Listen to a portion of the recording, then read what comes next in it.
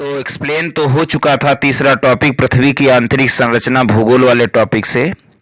आज क्वेश्चन देख लेते हैं, बहुत प्यारे क्वेश्चन हैं। पहला क्वेश्चन है, पृथ्वी की आंतरिक संरचना के संबंध में सर्वाधिक महत्वपूर्ण जानकारी का स्रोत क्या है? तो पृथ्वी की आंतरिक संरचना के संबंध में सबसे महत्वपूर्ण जानकारी का स्रोत जो है भूकंप विज्ञान है। क्या है? भूकंप विज्ञान। दूसरा क्वेश्चन है, सियाल, सीमा तथा निफे के रूप में भूगर्भ का विभाजन किसके द्वारा किया गया? तो एक विद्वान थे सोएस। तो सोएस साहब ने बताया कि पृथ्वी की जो भूगर्भ का विभाजन उन्होंने किया सियाल, सीमा तथा निफे के रूप में। पृथ्वी का विभाजन सियाल, सीमा तथा निफे के रूप में। अच्छा, सबसे पृथ्वी के धरातल से केंद्र की ओर निम्नलिखित सही क्रम क्या है? केंद्र की ओर, तो केंद्र की ओर सबसे पहले सियाल है, फिर सीमा है, फिर निफे है। सियाल, सीमा, निफे, ये क्रम चलता है केंद्र की ओर। सबसे ऊपर सियाल, फिर उसके नीचे सीमा और सबसे नीचे निफे। चौथा क्वेश्चन है, कौन सा कथन सत्य है? सियाल में ग्रेनाइट, पहला सेंटेंस है, सियाल में ग्रेनाइट एवं नीस जैसी चट्टानों की प्रधानता है। ग्रेनाइट एवं नीस जैसी चट्टानों की प्रधानता है, तो ये तो सही है। सीमा का निर्माण मुख्यतः बेसाल्ट एवं गैब्रो जैसी चट्टानों से हुआ है। बेसाल्ट एवं गैब्रो जैसी चट्टानों से हुआ है सीमा का निर्माण, ये भी सही है। क्रोड में निकेल एवं लोहा जैसे तत्वों की अधिकता है, तो ये भी सही है। तो ये तीनों सेंटेंस सही है, उपयुक्त तो सभी सही है। पांचवा है, भूपृष्ठ की किस परत में बेसाल्ट चट्टानों की अधिकता है? तो अभी हमने बताया सीमा का निर्माण बेसाल्ट एवं गैब्रो जैसी चट्टानों से हुआ है, तो सीमा की परत में बेसाल्ट चट्टानों की अधिकता है। नेक्स्ट क्वेश्चन है, पृथ्वी के किस भाग में निकेल एवं लोहा की प्रधानता है? तो निकेल और लोहा की प्रधानता निफे परत में है। कौन सी परत? निफे परत में, जिसे क्रोड कहते हैं। अगला है, पृथ्वी की सबसे ऊपरी परत के लिए सर्वप्रथम सियाल शब्द का प्रयोग किसने किया? तो सोएस जो थे विद्वान, उन्होंने तीनों परत बताई थी। सियाल का भी उन्होंने बताया, सीमा का भी और निफे का। तो ऊपरी सबसे जो परत है वो सियाल, फिर उसके नीचे सीमा और फिर सबसे नीचे निफे। पृथ्वी की 3 सकेंद्री परतों में ऊपर से दूसरी परत का नाम क्या है? तो सबसे ऊपर सियाल, दूसरी परत सीमा, फिर निफे। पृथ्वी के केंद्र में पाई जाने वाली चुंबकीय पदार्थ, तो चुंबकीय पदार्थ जो केंद्र में क्रोड में पाया जाता है तो लोहा, और दूसरा जो निकेल पाया जाता है वो चुंबकीय पदार्थ है। 10वां क्वेश्चन है, सोएस ने पृथ्वी के आंतरिक भाग को 3 भागों में बांटा है, उनके विभाजन में नहीं है। तो सियाल है, सीमा है, निफे है। जो सबस्ट्रेटम है, सबसिस्टेटम है, ये नहीं है। सियाल, सीमा, निफे है। अगला है, स्थल मंडल का तात्पर्य। तो स्थल मंडल का तात्पर्य पृथ्वी की बाह्य पपड़ी से है। स्थल मंडल का मतलब है पृथ्वी की बाह्य पपड़ी। नेक्स्ट क्वेश्चन है, स्थल मंडल की मोटाई भूकंपी तरंगों के आधार पर कितनी मापी गई है? तो स्थल मंडल की मोटाई भूकंपीय तरंगों के आधार पर 100 किलोमीटर मापी गई है। 100 किलोमीटर। अगला है, किस परत को बेरी स्फीयर कहा जाता है? तो पृथ्वी की सबसे आंतरिक परत को बेरी स्फीयर कहा जाता है। पृथ्वी की सबसे आंतरिक परत को बेरी स्फीयर कहा जाता है। अगला है, धरातल से भूगर्भ की ओर जाने पर गहराई के साथ तापमान वृद्धि की दर क्या है? तो धरातल से भूगर्भ की ओर जाने पर गहराई के साथ तापमान वृद्धि की दर क्या है? कि 1 डिग्री सेल्सियस प्रत्येक 32 मीटर पर बढ़ जाएगा। मतलब 1 डिग्री सेल्सियस तापमान जो है भूगर्भ की ओर जाओगे तो 32 मीटर जब चलोगे तो 1 डिग्री सेल्सियस तापमान बढ़ जाएगा। नेक्स्ट क्वेश्चन है, पृथ्वी की आंतरिक संरचना के अनुसार भूगर्भ का विभाजन भूपटल, मेंटल तथा कोर में किया गया। यह विभाजन किसका है? तो देखो, सोएस ने सियाल, सीमा, निफे में किया था, लेकिन पृथ्वी की आंतरिक संरचना का अनुसार जो विभाजन किया भूपटल, मेंटल तथा कोर में, ये विभाजन किया है ग्रांट साहब ने। किसने किया? ग्रांट साहब ने। अगला है, कौन सा कथन असत्य है? तो भूपटल की औसत मोटाई लगभग 33 किलोमीटर है, तो ये तो सही है। भूपटल यानी द्विकृष्ट की औसत मोटाई लगभग 33 किलोमीटर है, सही है। महाद्वीपीय भाग में भूपटल की मोटाई अधिक है, जबकि महासागरीय भाग में या छिछला है, ये भी सही है। महाद्वीप में भूपटल की मोटाई अधिक और महासागरीय भाग में यह छिछला है। महाद्वीपीय भूपटल मुख्यतः ग्रेनाइट चट्टानों से बना है, तो ये भी सही है। महाद्वीपीय जो भूपटल है वो मुख्यतः ग्रेनाइट से बना है, सही है। तीनों सेंटेंस ये सही हैं। महासागरीय भूपटल की तुलना में महाद्वीपीय भूपटल का घनत्व अधिक है, ये गलत है। कैसे महाद्वीपीय भूपटल का घनत्व अधिक होगा, महासागरीय भूपटल का घनत्व कैसे अधिक होगा, तो यही वाला गलत है। अगला है महासागरीय सतह का निर्माण किस प्रकार की चट्टानों से हुआ है, तो महासागरीय सतह का निर्माण बेसाल्ट प्रकार की चट्टानों से हुआ है।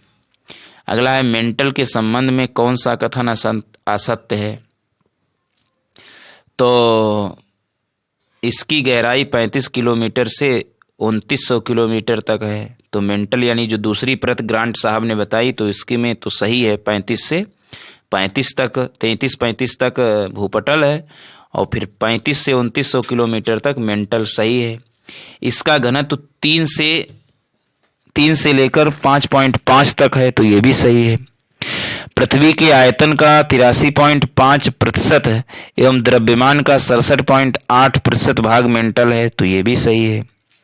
अगला सेंटेंस है इसका संपूर्ण भाग प्लास्टिक की अवस्था में है, तो ये गलत है। संपूर्ण भाग जो है प्लास्टिक की अवस्था में नहीं है। अगला क्वेश्चन है स्थल मंडल यानी लिथोस्फेयर। लिथोस्फेयर में सम्मिलित क्या है, तो लिथोस्फेयर में ऊपरी भूपटल, निचली भूपटल तथा मेंटल का ठोस ऊपरी भाग जो है स्थल मंडल में सम्मिलित है। ऊपरी भूपटल, निचली भूपटल तथा मेंटल का ठोस ऊपरी भाग। 20वां क्वेश्चन है स्थल मंडल का विस्तार कितने किलोमीटर की गहराई तक है, तो स्थल मंडल का विस्तार 100 किलोमीटर की गहराई तक है। किसको व्हाइट ऑफ द अर्थ कहा जाता है, तो जो दूसरी प्रत ग्रांट के अनुसार मेंटल है उसको व्हाइट ऑफ द अर्थ कहा जाता है। क्रस्ट को नहीं कहा जाता, जो पहली प्रत है। मेंटल जो दूसरी है, लास्ट है कोर, उसको नहीं कहा जाता। मेंटल को कहा जाता है व्हाइट ऑफ द अर्थ। अगला है मेंटल में किन तत्वों की प्रधानता होती है, तो सिलिका और मैग्नीशियम की प्रधानता होती है, सिलिका और मैग्नीशियम की। अगला है पृथ्वी के कुल द्रव्यमान का लगभग कितना प्रतिशत मेंटल में पाया जाता है, तो पृथ्वी के कुल द्रव्यमान का लगभग 68% मेंटल में पाया जाता है, 68%। मोहो असंबद्धता स्थित है, मोहो क्रस्ट तथा मेंटल के बीच जो है मोहो होता है, क्रस्ट तथा मेंटल के बीच मोहो। अगला है पृथ्वी के कोर में किस तत्व की प्रधानता होती है, तो पृथ्वी के कोर में लोहा एवं निकेल की प्रधानता होती है, लोहा एवं निकेल। कौन सा कथन असत्य है, तो पहला सेंटेंस है महाद्वीप मुख्यतः ग्रेनाइट चट्टानों से निर्मित होते हैं, तो सही है, महाद्वीप ग्रेनाइट चट्टानों से ही निर्मित होते हैं। महासागरीय बेसिन में बेसाल्ट चट्टान की प्रधानता है, तो सही है, महासागरीय बेसिन में बेसाल्ट चट्टान की प्रधानता है। कोर को बेरी स्फीयर के नाम से भी जाना जाता है, तो ये भी सही है, कोर को बेरी स्फीयर के नाम से जाना जाता है।